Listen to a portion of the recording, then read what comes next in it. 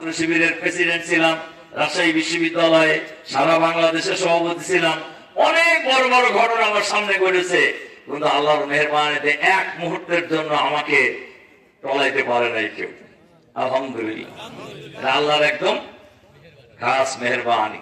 কাজেই আমি সব সময় আমি কথাটা এই জন্যই বললাম, সবার জন্যই এটা। আমরা ইমানদারের জন্য বিপদ মুসিবত যাই আসুক আমরা ধৈর্য ধারণ করব আর সাহসিকতার সাথে প্রতিরোধ করে তুলব ইনশাআল্লাহ। কি বলেন? সম্মানিত সুধী মন্ডলী, মা এবং বোনেরা, এই গ্রাম ছোট্ট গ্রাম। আপনার এই মাহফিলের বক্তৃতা করার জন্য আমি আজকে আসিও নাই, আসতে আপনাদের সাথে একসাথে দেখা হবে। এই জন্য আপনারা তো জানেন যে আমি বাংলাদেশের লক্ষ লক্ষ লোকের মিটিং এ বক্তৃতা করি। এই কজন লোকের মিটিং এ বক্তৃতা না করলে আমার কিছু আসে যায়? কিন্তু আমি আসছি আপনাদের সাথে দেখা করার জন্য, আপনাদের দোয়া নেওয়ার জন্য। তার কারণ গ্রামে গঞ্জের খেটে খাওয়া মানুষের দোয়া আল্লাহর কাছে সবচেয়ে বেশি প্রিয়, কবুল হয়। সম্মানিত সুধী মন্ডলী, যুবক ভাই সব, মা এবং বোন, এই গ্রাম অত্যন্ত বরকতপূর্ণ গ্রাম। এই গ্রামেই জন্মগ্রহণ করেছিলেন আহসান আলী মিয়া, বিশিষ্ট বিজ্ঞানী। তার ছেলে তানভীর আমাদের খুবই স্নেহবাদন, বাংলাদেশের খুব প্রখ্যাত ডাক্তার এখন। আমার কথা কি বুঝতে পারছেন? ইসলামী ছাত্র শিবিরের যে রেটিনা গাইড আছে, রেটিনা কোচিং সেন্টার আছে, লম্বা সময় এটার পরিচালক ছিল এই ডাক্তার তানভীর। আমি শুনলাম ওরাও গ্রামে আসবে আর কি। সম্মানিত, এরকম অসংখ্য গুণীজনের বাড়ি এই লক্ষ্মীটোলা। ডাক্তার আব্দুল হামিদ সাহেব ছিলেন, আমাকে অসম্ভব আদর করতেন। সুতরাং এই গ্রাম ছোট হলেও এই গ্রাম অনেক বরকতপূর্ণ গ্রাম। এই গ্রাম ছোট হলেও অনেক গর্বিত গ্রাম। কি বলেন? আলহামদুলিল্লাহ, আলহামদুলিল্লাহ। সম্মানিত সুধী মন্ডলী, আমি সংক্ষেপে কয়েকটা কথা বলতে চাই। আল্লাহ তাআলার শুকরিয়া আবারও আদায় করছি যে আপনাদের মাঝে আসার সুযোগ পেয়েছি। দীর্ঘ 15 বছর আমাকে এই বিলপার আসতে দাও নাই। আমি যেতাম রাস্তা দিয়ে, যখন গাড়ি নিয়ে পাবনা যেতাম, অন্য জায়গায় যেতাম, অনেকটা লুকিয়ে যেতাম যাতে আমাকে যাতে কেউ না দেখে। আমার কথা কি বুঝতে পারছেন? এই প্রকাশ্যে তো আসার সুযোগ ছিল না, আল্লাহ তাআলা সেই সুযোগ দিয়েছেন। শুধু সুযোগই দেয় নাই, বাংলাদেশের গ্রামে গঞ্জে শহরে নগরে বন্দরে বাংলাদেশের প্রতিটি প্রান্তরে আমি ছুটে বেড়াচ্ছি, আর বাধা দেওয়ার কোন শক্তি বাংলাদেশে কারণ নাই। আলহামদুলিল্লাহ, আল্লাহর কি মেহেরবানি। আপনি কল্পনা করতে পারেন যে পরিবর্তন 5ই আগস্ট হয়েছে। বর্তমান দুনিয়ার কোন রাষ্ট্রবিজ্ঞানী, আজকেও বিকেলে আমি এক মিটিং এ, যেখানে আমেরিকার লোকেরা ছিল, আমেরিকার গেস্টরা ছিল, সেখানেও আমি বলছি, অসংখ্য শহীদ পরিবারের লোকেরা ছিল, আহতরা ছিল, সেখানে আমি কথা বলছি যে বাংলাদেশের শুধু নয়, বর্তমান দুনিয়ার কোন রাষ্ট্রবিজ্ঞানী আজ করতে পারে নাই, আজ পর্যন্ত অ্যানালাইসিস করে বের করতে পারে নাই যে হাসিনা এইভাবে পালিয়ে যাবে দেশ থেকে। এটা কেউ ধারণা করেন। মানুষ মনেই করে নিয়েছিল, রাজনীতিবিদরা সহ, যে 41 সালের আগে আর কারোর খাওয়া নাই। বলতো না তারা? বলতো কিনা? বলতো। দেখেন, আসলে আমি তো এগুলো কইতে আসিনি। আল্লাহ রাসূল সাল্লাল্লাহু আলাইহি সাল্লাম বলছেন, ইত্তাকুজ যুলমা ফাইন্না যুলমাতা ইয়াউমাল কিয়ামাহ। তোমরা জুলুম থেকে বিরত থাকো, কেননা জুলুম কিয়ামতের দিন অন্ধকার হয়ে যাবে। আল্লাহ রাসূল বলেছেন কিয়ামতের কথা, দুনিয়ায় তাদের জন্য অন্ধকার হয়ে গেছে না? বলেন হয়েছে কিনা? সূর্যের আলো দেখে, এরা হয়তো পালায় গেছে, অথবা জেলে আছে, অথবা আত্মগোপনে আছে। কি ঠিক কিনা? একজন বিচারপতিকে পাওয়া গেছে কোথায় জানেন আপনারা? কোথায়? ও ভালোই তো খবর রাখেন দেখতেছি। সিলেটের বর্ডারে জঙ্গলের মধ্যে পাওয়া গেছে তাকে। পাওয়া গেছে কি অবস্থায়? কলার পাতা গায়ে দেওয়া অবস্থায়। আমি বলি বিচারপতি সাহেব, আমরা হলেন বিচারপতি, আপনি জঙ্গলে গেলেন কেন? উনি গেছিল কেন জানেন আপনারা? পালানোর জন্য গেছিল। আপনি পালাইতে গেলেন কেন? আপনি তো খুব বাহাদুর। সাইদি সাহেবকে ফাঁসি দিয়ে এসে আপনার আস্ফালন করে টকশোতে বলতেন, আজকে সাইদি সাহেবকে ফাঁসি দিছি, আজকে নিজামী সাহেবকে ফাঁসি দিছি। আপনি পালাইলেন কেন? তারপরে পাবলিক ওখান থেকে আনছে কিভাবে জানেন তো? গলায় গামছা লাগায়। আচ্ছা বলেন তো, গ্রামে গঞ্জে গলায় গামছা লাগায় কাদেরকে? চোর না ছেঁচড়া চোর যারা? ছেঁচড়া চোর। তাহলে অন্ধকার হয়ে গেছে না দুনিয়া ওদের জন্য? বলেন হয়েছে কিনা? এই জন্য দাম্ভিকতাটা কোন সময় ভালো নয়। অহংকার আল্লাহ তাআলা পছন্দ করেন না। আল্লাহ তাআলা বলেন, অহংকার হলো আমার চাদর, এই চাদর নিয়ে যখন কেউ টানাটানি করে আমি তাকে ছাড়ি না। আর এমন ভাব দেখাচ্ছিল যে পৃথিবীতে ওদের উপরে আর কেউ নাই। ভাবটা এরকম ছিল না? সম্মানিত সুধী মণ্ডলী, ভাই এবং বোনেরা, আমি যে কয়েকটা কথা বলতে চাই। আল্লাহ তাআলা তো আমাদের জন্য উন্মুক্ত করে দিয়েছেন ময়দান। আলহামদুলিল্লাহ, আলহামদুলিল্লাহ, আলহামদুলিল্লাহ। সম্মানিত সুধী মণ্ডলী, ভাই এবং বোনেরা, আমি আপনাদের জিজ্ঞাসা করতে চাই, এই পৃথিবীর সৃষ্টিকর্তা কি? আরো ভালো করে বুঝে এখন ঠিক আছে কিনা? আল্লাহ তাআলা। মানুষের সৃষ্টিকর্তা কি? আল্লাহ তাআলা। কোরআন শরীফ কি বলছে দেখেন, খালাকাস সামাওয়াতি ওয়াল আরদা বিল হাক্কি ওয়া সাওয়ারাকুম ফাআহসানা সুওয়ারাকুম ওয়া ইলাইহিল মাসির। আমি আসমান জমিনকে যথাযথভাবে তৈরি করেছি, ঠিকঠাক করে তৈরি করছি, এবং মানুষের আকৃতি তৈরি করেছি, এবং এই আকৃতি দিয়েছি খুব সুন্দর করে। সুবহানাল্লাহ বললেন না? মানুষ সুন্দর করে আল্লাহ তৈরি করেন নাই? মানুষের পা কয়টা? একটা যদি হইতো কেমন হইতো? সুবিধা হইতো? মানুষের পায়খানার জায়গা কোন জায়গায়? নিচে। এর যদি পেটে হইতো কেমন হইতো? ওই বাথরুমের মধ্যে ঘোরাঘুরি করে পায়খানা করতেন নাকি? ভালো হইতো? আল্লাহ তাআলা বলছেন, ফাআহসানা সুওয়ারাকুম, আমি মানুষকে তৈরি করেছি এবং এটা সুন্দর করে তৈরি করেছি। সুবহানাল্লাহ। লাকাদ খালাকনাল ইনসানা ফি আহসানি তাকওয়িম, আমি মানুষকে অত্যন্ত সুন্দর করে সুঠাম দেহি করে আমি তৈরি করেছি। সুবহানাল্লাহ। সম্মানিত সুধী মণ্ডলী, আল্লাহ তাআলা বলতেছেন যে আবার মানুষকে আমার কাছে কি করতে হবে? ফিরে আসতে হবে। মানুষকে দুনিয়া পার্মানেন্ট, আবার আমাদেরকে যাইতে হবে। এই ব্যাপারে কি কোনো সন্দেহ আছে? হ্যাঁ। ওমা তাদরি নাফসুম মাযা তাকসিবু গাদা ওমা তাদরি নাফসুম বিআই আরদি তামুত। কোন মানুষই জানে না আগামীকাল সে কি উপার্জন করবে। কোন মানুষই জানে না কোন জমিনে কখন তার মৃত্যু হবে। এটা কি মানুষ জানে? জানলে ওই জায়গায় যাইতো? যাইতো? আল্লাহ জানেন। জানেন কিনা? ওমা কানা লিনাফসিন আন তামুতা ইল্লা বিইজনিল্লাহি কিতাবাম মুআজ্জালা। আল্লাহর অনুমতি ব্যতিরেকে কেউ মরবে না। কে কখন কোথায় মারা যাবে সব ঠিক করা আছে। কে বলছেন এই কথা? আল্লাহ তাআলা বলছেন।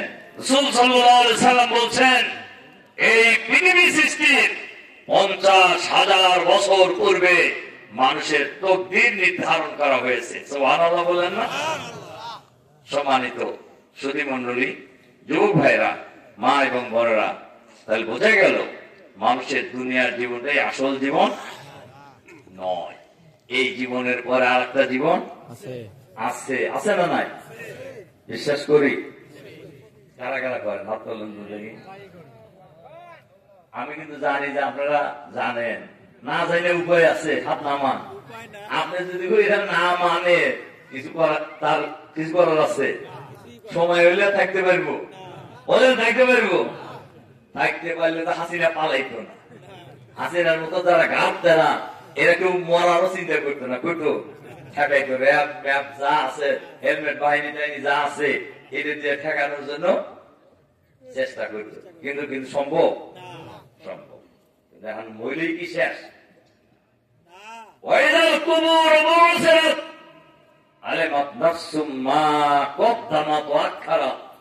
কবর মানুষকে আবার উঠাই দেবে। আল্লাহ কি পারবে? পারবে? যে আল্লাহ কিছুই ছিল না তখন এক ফোঁটা পানি থেকে আমাদের তৈরি করতে পারছেন, সে আল্লাহ আবার কবর থেকে বেরোতে পারবে না? পারবে কিনা? পারবে। আবার পারবেই না, দুনিয়ায় ভালো মন্দ যা করে আসছেন সব সামনে হাজির করা হবে। এই কথা যখন মুহাম্মদ সাল্লাল্লাহু আলাইহি সাল্লাম আরবের মক্কার কাফেরদেরকে বললেন, তখন মক্কার কাফের মুশরিকরা বলল যে মুহাম্মাদের মাথা সমস্যা হয়েছে। নাউজুবিল্লাহ। মানুষ মইলা পয়সা গইলা হাড় মাংস সব শেষ হয়ে যাবে, এই মানুষকে বলে আবার উঠেইব, এটা কি কোনো কথার কথা?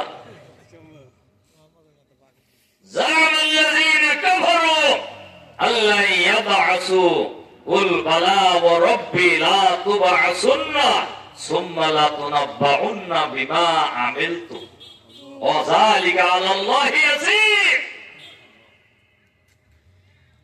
কাফেররা বলে এই মানুষকে কি আবার উঠানো হবে?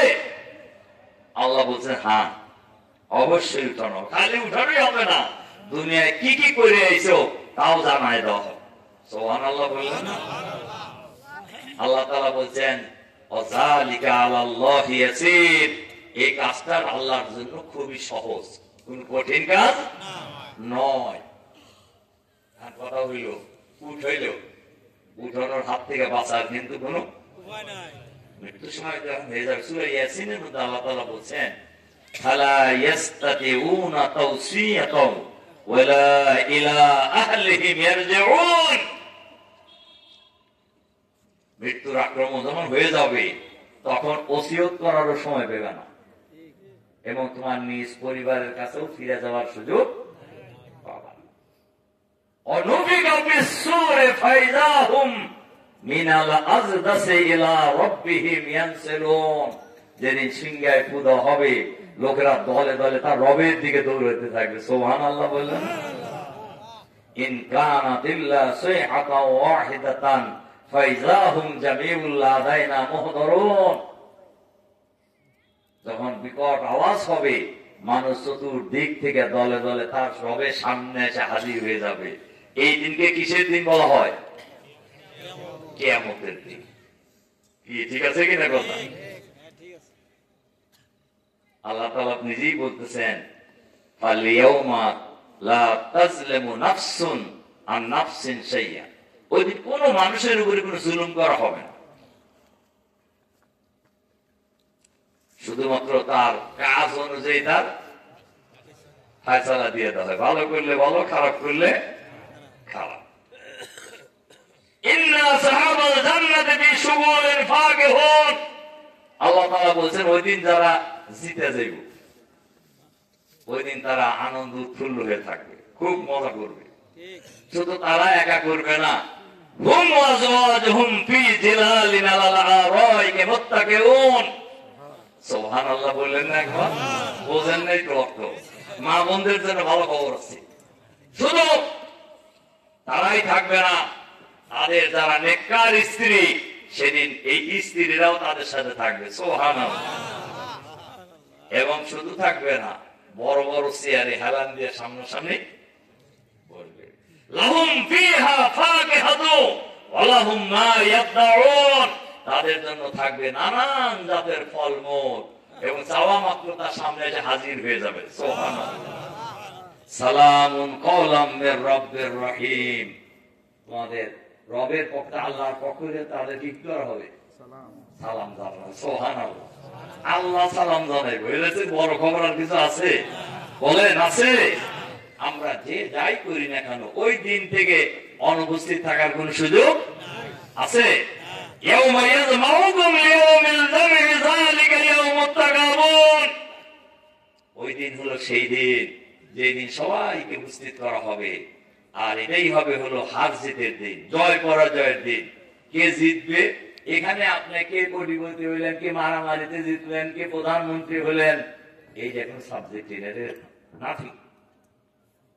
আমার কথা কি বুঝতে পারছেন? জয় পরাজয় কম ঠিক হবে, ওই দিন ঠিক হয়ে যাবে।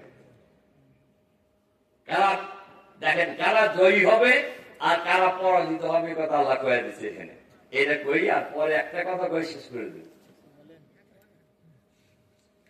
সম্মানিত সুধী মণ্ডলী, আল্লাহ তাআলা বলছেন,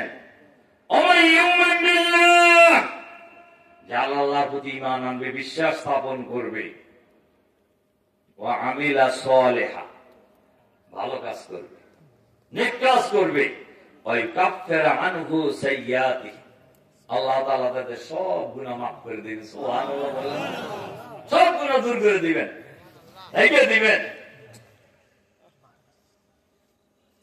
ওয়ায়ুদখিলুহু জান্নাতিন তাজরি মিন তাহতিহাল আনহারু খালিদিনা ফিহা আবাদা, এমন জান্নাতে প্রবেশ করাবেন যে জান্নাতের নিচ দিয়ে কি হবে, ঝর্ণা দ্বারা প্রবাহিত হতে থাকবে। খালিদিনা ফিহা আবাদা, আবাদা মানে হলো একেবারে চিরকাল, ওখানে থেকে আর কেউ বের হবে না। আল্লাহ তাআলা বলছেন, যালিকাল ফাওজুল আযীম, এটা হলো সবচেয়ে বড় বিজয়। এটা কি? এটা হলো সবচেয়ে বড় বিজয়। আল্লাযীনা কাফারু ওয়া কাযযাবু বিআয়াতিনা, যারা গাব তারা করে ইসলামের বিরোধিতা করে, আছে না এরকম লোক, এবং আল্লাহর দ্বীনকে অস্বীকার করে, মিথ্যা মনে করে, আল্লাহর আইনকে অস্বীকার করে, উলাইকা আসহাবুন নারে খালিদিনা ফিহা আবাদা, এরাই যাবে হলো জাহান্নামে, এবং এখানে থাকবে তারা চিরকাল। অবিসাল মাসির, আর এই জায়গাটা খুবই নিকৃষ্ট। নাউযুবিল্লাহ। আর আপনি কোন জায়গায় যাবেন, আগেরটা না পরেরটা? সম্মানিত ভাই এবং বন্ধুগণ, মা এবং বোনেরা, আল্লাহ তাআলার বক্তব্য খুবই পরিষ্কার। আপনাকে সিদ্ধান্ত নিতে হবে, আপনি জান্নাতে যাবেন না জাহান্নামে যাবেন। আমরা কোন জায়গায় যেতে চাই? জান্নাতে। এর ফর্মুলা কি? ইন্নাল আবরারা লাফি নাঈম ওয়া ইন্নাল ফুজ্জারা লাফি জাহিম। ভালো কাজ যারা করবে তারা যাবে জান্নাতে, যারা খারাপ কাজ করবে তারা জাহান্নামে যাবে। কে বলছেন এটা? আল্লাহ। আচ্ছা, ভালো মন্দ ঠিক করার জন্য বেশি জ্ঞান লাগে। আচ্ছা বলেন তো, চুরি করা ভালো না খারাপ? যে চোর, তাকে যদি জিজ্ঞাসা করেন কি বলবো? খারাপ। কোন চোরকে কি কোন দেখছেন যে এরকম স্টেজে তারা কয় আমি চোর, তা কি কয়? এবং তার বউ জানুক চোর, এটাও সে চায় না। কি ঠিক বললাম না? নামাজ পড়া ভালো না খারাপ? যে নামাজ পড়ে না তাকে যদি জিজ্ঞাসা করেন কি বলবে? খারাপ বলবে না ভালো বলবে? তাহলে ভালো মন্দ বোঝার জন্য কি বেশি জ্ঞান লাগে? মানুষের আইন ভালো না আল্লাহর আইন ভালো? আর ছিলা এখন কার আইন ভালো? আল্লাহর আইন ভালো। কি ঠিক আছে তো কথা? বিশ্ব নবী মুহাম্মদুর রাসূলুল্লাহ সাল্লাল্লাহু আলাইহি ওয়াসাল্লামকে, মুহাম্মদুর রাসূলুল্লাহ সাল্লাল্লাহু আলাইহি ওয়াসাল্লামকে আল্লাহর আইন চালু করার জন্য আল্লাহ পৃথিবীতে পাঠিয়েছিলেন। বিশ্বাস হয় কথা? এদিকে দেখান, এদিকে দেখান। পোলাপান দৌড়দৌড়ি করতেছে, করতে দেন ওদের দৌড়দৌড়ি। এই বয়সে আপনারাও দৌড়দৌড়ি করছেন, কি করেন নাই? যেটা কথা বলতেছিলাম, আল্লাহ তাআলা তার নবীকে এই পৃথিবীতে পাঠিয়েছিলেন আল্লাহর আইনকে বিজয়ী করার জন্য। লিইয়ুযহিরাহু আলা দ্বীনি কুল্লিহি, পৃথিবীতে যত মতদর্শ আছে, যত আদর্শ আছে, সমাজতন্ত্র, পুঁজিবাদ, ধর্ম নিরপেক্ষতাবাদ, যত বাদ আছে, সমস্ত বাদের উপর আল্লাহর আইনকে বিজয়ী করতে পারেন। সুবহানাল্লাহ বলুন একবার। তাহলে আপনি কোনটা করবেন এখন? মুহাম্মদ সাল্লাল্লাহু আলাইহি ওয়াসাল্লাম আল্লাহর আইন চালু করার সব লড়াই করে নাই? আমি এই হুজুরের বক্তৃতা শুনতেছিলাম, আমি তো হেঁটে আসছি, যে গাড়ি যদ্দূর আসছে এরপর ইচ্ছে করে হেঁটে আসছি, হেঁটে আসছি। হেঁটে আসলাম যে আমার হাঁটাও হয়ে গেল, আবার এখানে বসা হয়ে গেল। আমার কথা কি বুঝতে পারছে? তো কি যেন বলতেছিলাম, মুহাম্মদ সাল্লাল্লাহু আলাইহি সাল্লামকে আল্লাহর আইন এই পৃথিবীতে চালু করার জন্য পাঠানো হয়েছিল।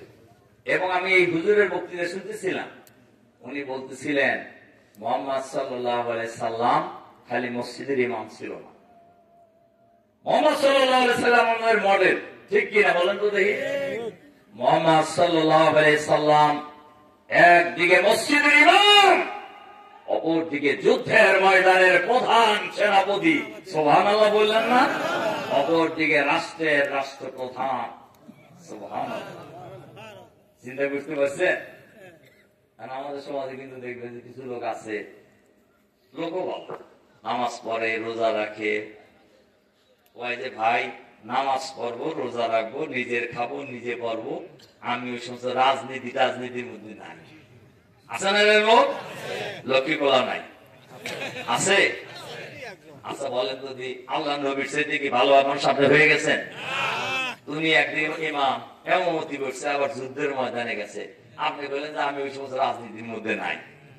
তাহলে কথাটা কি ঠিক মিলেন আল্লাহ নবীর জীবনের সাথে? মেলে? আবার ওই আপনি যদি বলেন যে আমি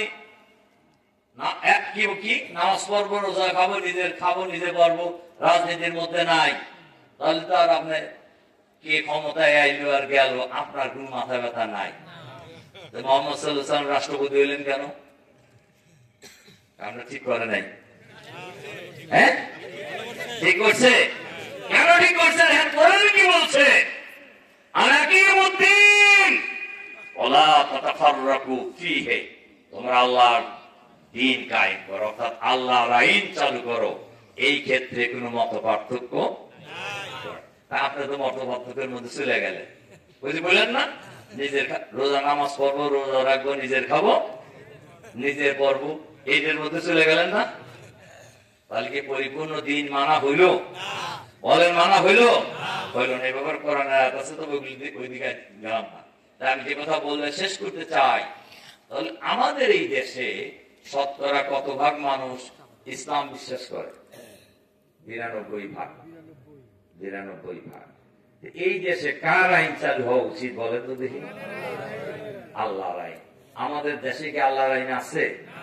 নাই।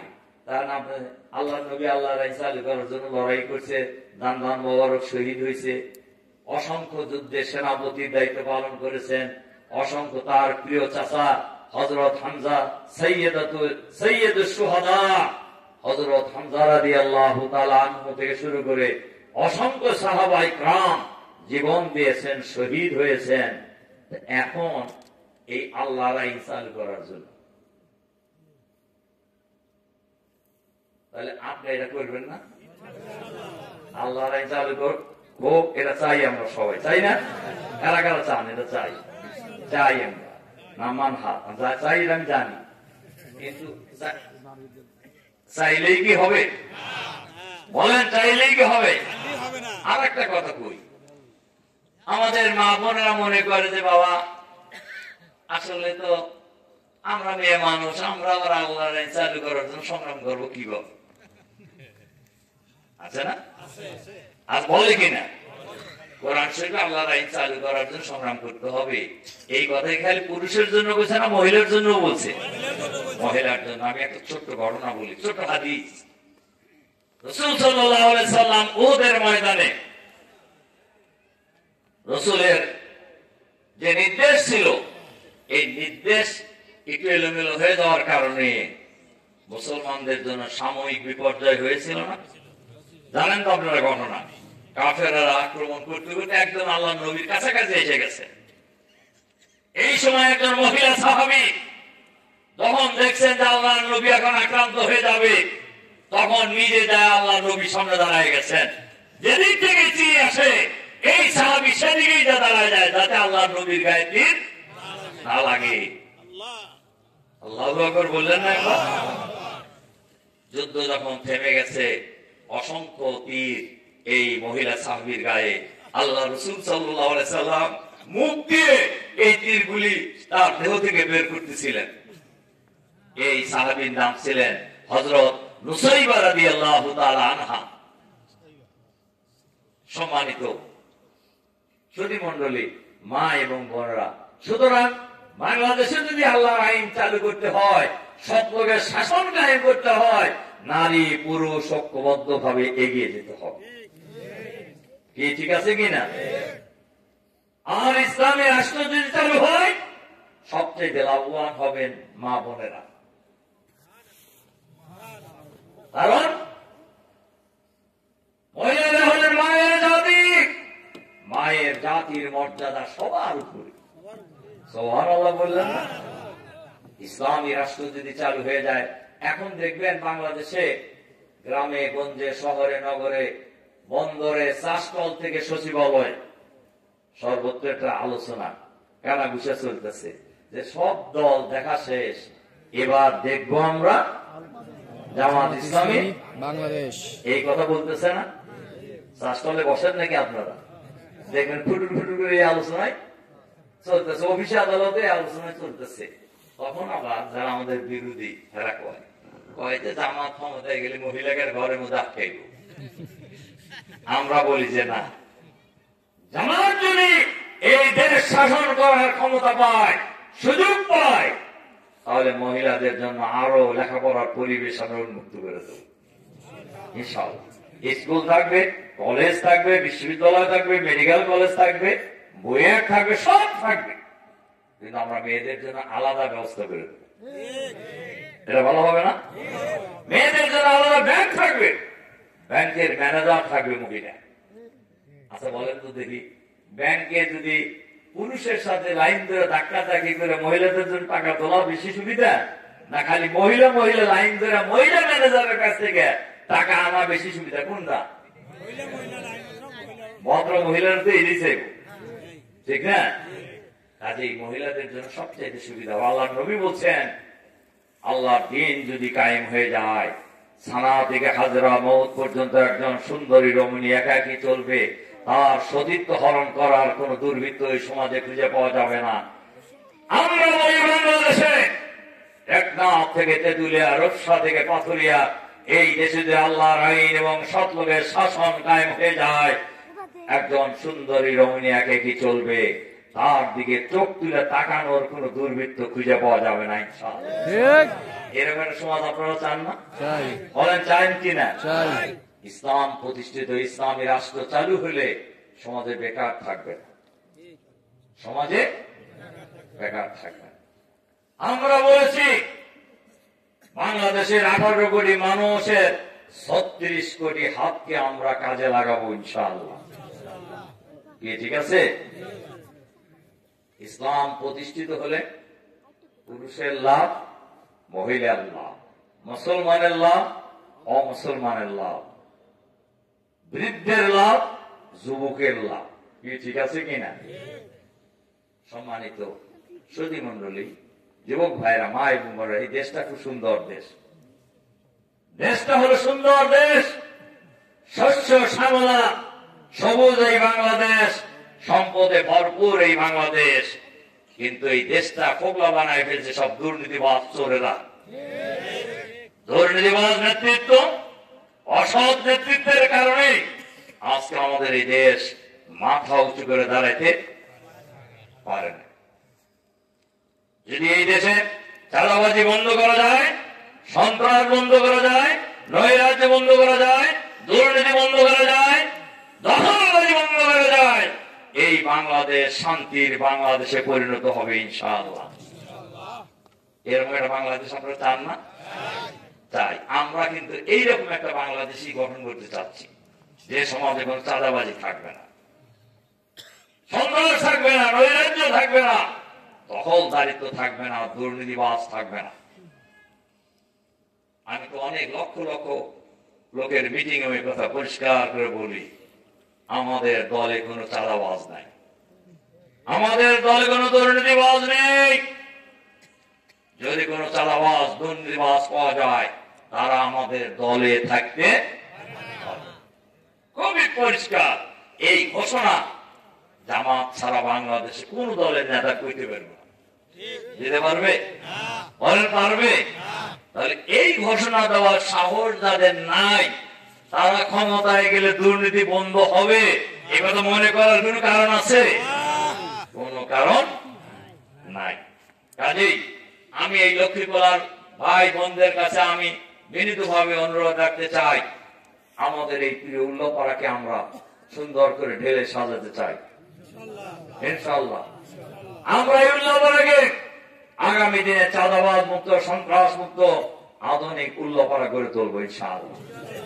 আমাদের দলে কোনো টেন্ডারবাজ নাই, এরাও আপনারা জানেন। আমি সারা উল্লাপাড়া সব জায়গায় বলছি, একদম উধুনিয়া ইউনিয়ন থেকে শুরু করে যত জায়গায় যাই বলছি যে ভাই আমাদের দলে কোনো টেন্ডারবাজ নাই। যদি আল্লাহ তাআলা আমাদেরকে জনগণের খেদমত করার সুযোগ দেয়, রাস্তাঘাট, ব্রিজ, কালভার্ট, শিক্ষা প্রতিষ্ঠানের উন্নয়ন থেকে শুরু করে যা আছে সব আমরা স্ব এলাকার লোকদেরকে নিয়ে করবো ইনশাআল্লাহ। মনে করেন এই এলাকার উন্নয়ন, এই রাস্তাঘাট সহ, ব্রিজ কালভার্ট সহ আপনারা করবেন ইনশাআল্লাহ। কি আপনারা এই কাম করবেন নাকি অন্যরা যা করে?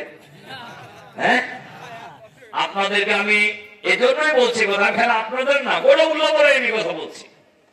আমি থাকবো আপনাদের সাথে, যাতে কোন চোর, কোন দুর্নীতিবাজ আমাদের রাস্তার বালু নিতে না পারে। ঠিক আছে? এইখান থেকে যেন 100টা গম যেন কেউ এদিক ওদিক করতে না পারে, তাহলে দেখবেন যে রাস্তাঘাট চকচক করতে থাকে ইনশাআল্লাহ ইনশাআল্লাহ। এরকম একটা সমাজ হোক চাই না আমরা? চাই। এজন্য আমি লক্ষ্মীপুরার মা বোনদের কাছেও আহ্বান জানাতে চাই, ভাই বোনদের কাছে, সবার কাছে আমি আহ্বান জানাতে চাই, আসুন, এই দেশটা আমাদের সবার। এই দেশ কারোর বাবা পালুক নয়, কাউকে আমরা লুটপাট করে খেতে দেব না। ঠিক আছে? আমরা এই দেশটাকে আগামী দিনে শান্তির দেশ হিসেবে গড়ে তুলবো, সমৃদ্ধ দেশ হিসেবে গড়ে তুলবো, আধুনিক দেশ হিসেবে গড়ে তুলবো, মানবিক দেশ হিসেবে গড়ে তুলবো, ইসলামী কল্যাণ রাষ্ট্র আমরা প্রতিষ্ঠা করব ইনশাআল্লাহ ইনশাআল্লাহ। কি আপনারা চান না সেটা? আমি আপনাদের এই এলাকার উল্লাপাড়ার উন্নয়নের জন্য, কাজের জন্য আপনাদের সহযোগিতা চাই, সাহায্য চাই, সমর্থন চাই, পাশে চাই আপনাদেরকে ইনশাআল্লাহ। আপনারা রাজি আছেন? আপনারা